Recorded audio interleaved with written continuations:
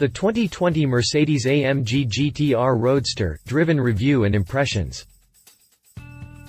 The Mercedes-AMG GT R is a real looker with its long nose and swooped back cabin.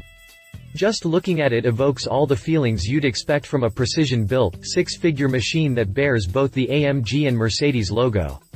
It's an impressive car, to say the least, but what happens when you get behind the wheel of one of the 750 GT R Roadsters that will be produced? Does it still evoke that same high-end sports car feeling? Does it still feel like it's ready for the track from the moment you sit down in the seat? Does it drive any different compared to the coupe it is based on? Well, we spent a week with the AMG GT R, and we've set out to answer all those questions and more. What's it like to live with the Mercedes-AMG GT R Roadster?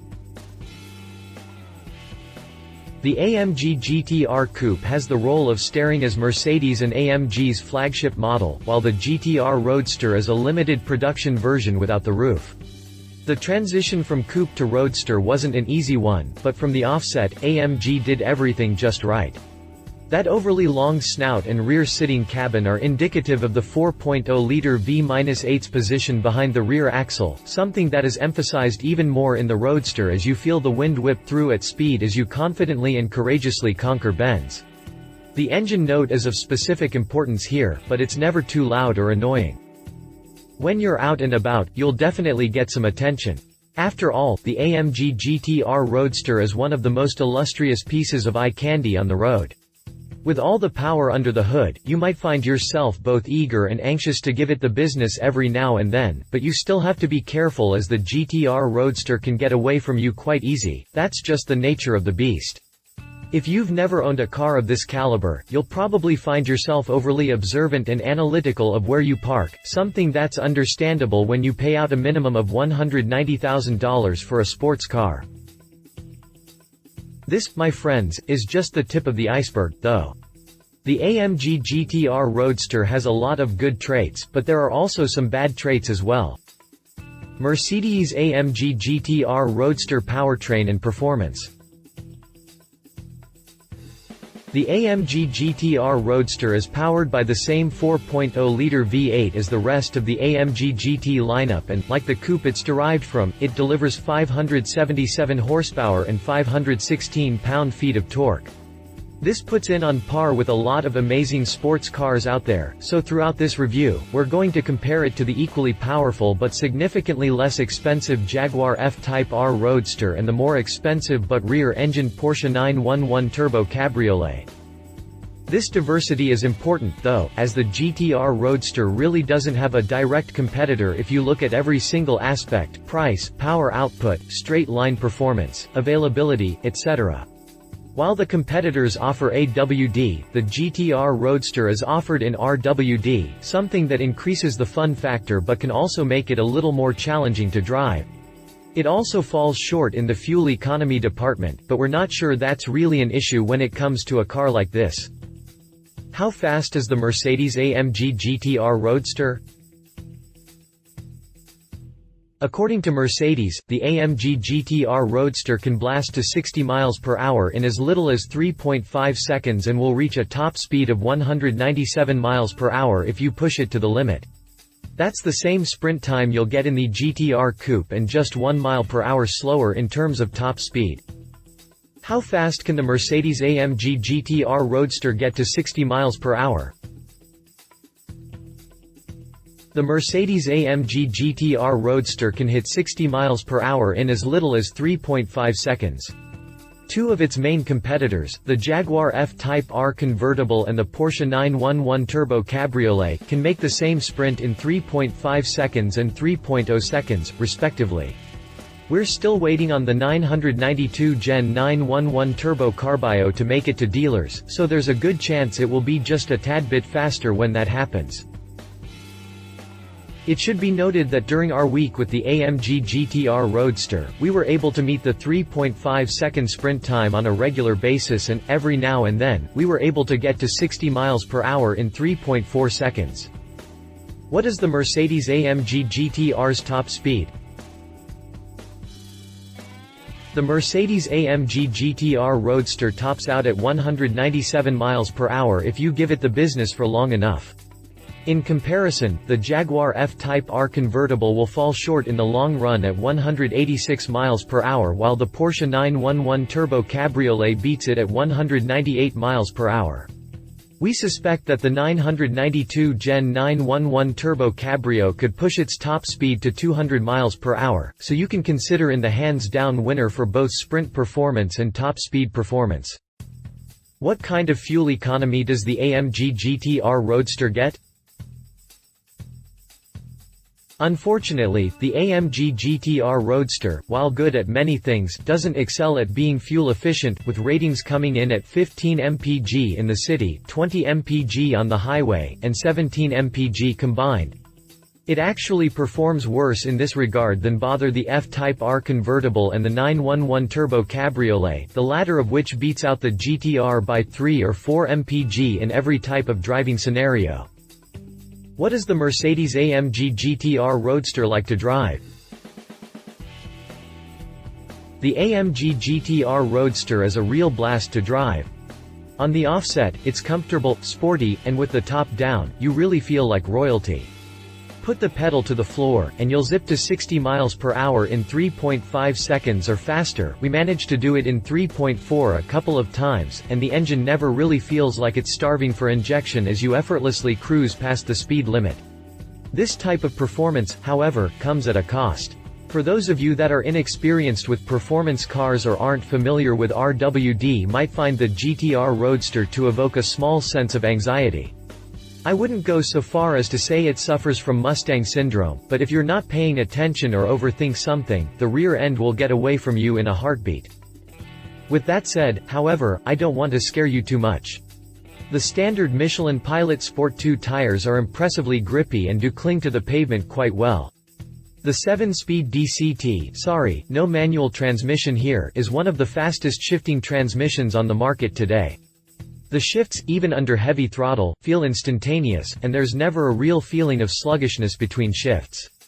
The standard carbon ceramic brakes are as equally effective in bringing you to a stop and don't feel too grabby most of the time. In terms of driving dynamics, you'll find that the AMG GT R Roadster can straighten corners as good or better than any other car on the market. You might find that the steering feels a little too light, but part of that has to do with the variable ratio power steering that is computer controlled based on a number of different factors. The new steering wheel available in the 2020 model does help thanks to improved grip points and better access to various drive modes. Most of this sounds really good, but the AMG GT R Roadster isn't perfect. The suspension, for example, is off the back-braking variety. Everything feels great on long, smooth roads and, admirably, the car exhibits very little body roll, but you'll find the car is far from pleasurable to drive on rough roads. Just don't do it. It might be perfect for track use, but on longer journeys on less than ideal roads, you'll find that you can document every imperfection the road throws at you. Over time, it becomes extremely exhausting. The same can be said for the AMG performance seats, which are okay in the short term, but you'll feel every minute of longer journeys during and afterward. They aren't that supportive, are razor thin, and I felt like I was constantly searching for the right adjustment. It's based on a track car, no doubt, but there are definitely way more comfortable seats out there. Make no mistake, the AMG GT R is thrilling to drive most of the time, just be prepared to put up with its few shortcomings when it comes to longer trips or daily driving. What makes the AMG GT R Roadster stand out inside? For the most part, the GT R Roadster's cabin is a direct transplant from the coupe that it's based on. Like the coupe, it serves as a gap between the standard AMG GT and the GT3 race car, and you'll find the same 10.25-inch infotainment display, wide center console, and the race-inspired AMG seats that are both good and bad. See our experience above. You can choose between 3 Napa leather colors, including saddle brown and black, macchiato beige and black, silver pearl and black. It should be noted that the carbon fiber trim bits are standard, while you can opt for the same airscarf technology found in the convertible E-Class and S-Class. So, what unique features can you look out for? Well, the dash features a special inscription to denote which number of 750 models produced you're in. Oh, you thought there was more to make it unique? Well, if you count the unlimited headroom with the top down, then I guess there are two things, but that's the true extent of it. How much cargo room does the AMG GT R Roadster have? The AMG GT R Coupe has just 10.1 cubic feet of cargo room, but because the Roadster has a folding soft top, some of that cargo room had to be used for extra components. And, it's not a nice drop in cargo room either, as going for the Roadster means you'll only get 5.8 cubic feet of cargo room. In comparison, the Jaguar F-Type R convertible has 7.3 cubic feet while the 911 Turbo 991 Gen has just 4.4 cubic feet. Infotainment. For 2020, the AMG GT R and GT R Roadster were upgraded with a new 10.3-inch multimedia center display. However, you still have to control the screen via external controls, but there is an optional touchpad controller that you can pay a little extra for. The highlight of the infotainment system is the AMG Track Pace app. With this app, you can record more than 80 different metrics while driving, things like speed, acceleration, etc., that are recorded 10 times every second. It will also record your lap times and their respective differences. The big thing we really liked is that the system displays old and new readings in red or green to indicate faster or slower, so you can keep track of what you're doing with a simple glance, a huge improvement in terms of safety. What is AMG Dynamics? The different AMG Dynamics modes are named Basic, Advanced, Pro, and Master. The drive program selection indicated on the multimedia display now shows the new AMG Dynamics symbol with the relevant additional term instead of the previous ESP symbol. Basic is assigned to the slippery and comfort drive programs. Here the AMG GT demonstrates exceptionally stable handling characteristics with high yaw damping. Advanced is activated in the Sport program. The AMG GT is then neutrally balanced. The lower yaw damping, lower steering angle requirement, and enhanced agility support dynamic maneuvers such as driving on winding country roads. Pro, abbreviation for Professional, is part of the Sport Plus program. In Pro, the driver receives even more assistance for dynamic driving maneuvers, while agility and precision are further enhanced when taking corners. Master, only available for GTC, GTS, and GTR, is connected to the Race Drive program. Master mode is aimed at drivers who want to experience dynamism and the driving enjoyment on closed-off circuits. Master offers an extremely neutral vehicle balance, low steer angle requirement, and more agile steering. In this way, Master ensures maximum agility and fully exploits the dynamic potential. Does the Mercedes-AMG GT R Roadster have a different exterior? As is the case with most coupes turned convertibles, the AMG GT R Roadster features very much the same body as the coupe, with the exception of a few notable differences. The most obvious difference is the soft top that, surprisingly, keeps the swept-back look of the coupe when in place. All of the same aerodynamic enhancements of the GT R coupe are present here, from the front fascia, muscular hood, and bulky rear fenders, but the rear deck lid has been designed to accommodate soft top storage. All in all, the GT R Roadster, quite literally, a GT R coupe with a stowable soft top. Nothing more, nothing less. Is the Mercedes-AMG GT R Roadster better than the Jaguar F-Type R convertible? The Jaguar F-Type was updated for the 2020 model year, and the R convertible got the same treatment.